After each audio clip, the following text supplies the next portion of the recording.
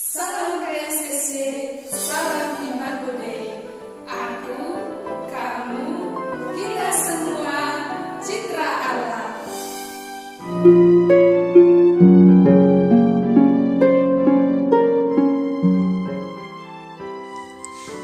Panggilan adalah berkat yang menggembirakan.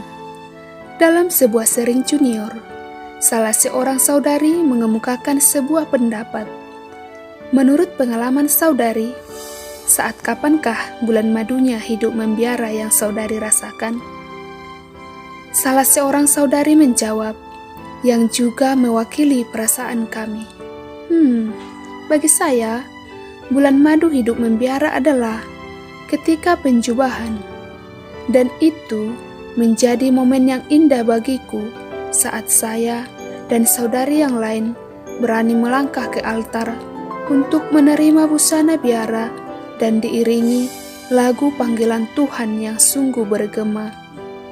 Kulihat senyum bahagia para saudari yang lain sebagai bentuk dukungan mereka. Tentu, sebelum menerima busana biara, kami menjalani masa retret bimbingan atau masa doa dalam keheningan. Dalam masa itu, kami semakin meyakini dan memaknai bahwa Dia Sang Guru kehidupan yang telah memanggil kami akan selalu menyertai kami dalam perjalanan lewat cara-cara sederhana yang Tuhan tunjukkan melalui pengalaman hidup sehari-hari. Saat busana biara, medali Santo Yosef dan selayar kukenakan, bagiku adalah langkah awal memulai hidup yang baru.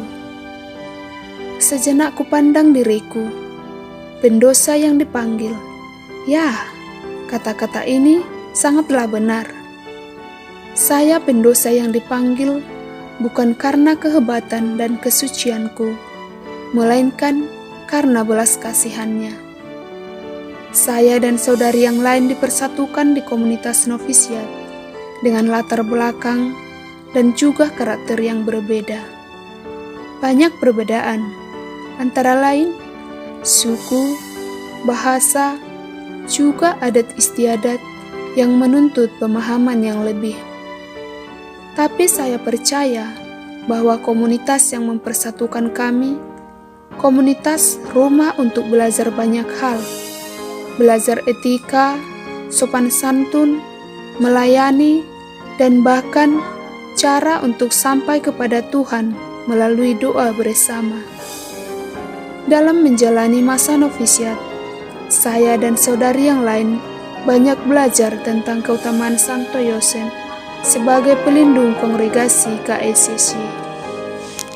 Menjalani panggilan hidup sebagai seorang suster KSCC bagi saya bukanlah suatu perjalanan panggilan yang cukup mudah. Tentu ada banyak rintangan dan tantangan yang saya alami.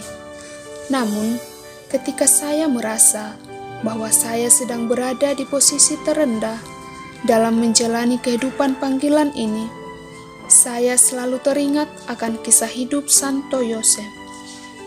Santo Yosef sungguh sadar bahwa panggilan hidupnya sebagai seorang yang bertanggung jawab atas keberlangsungan kehidupan Maria dan Yesus.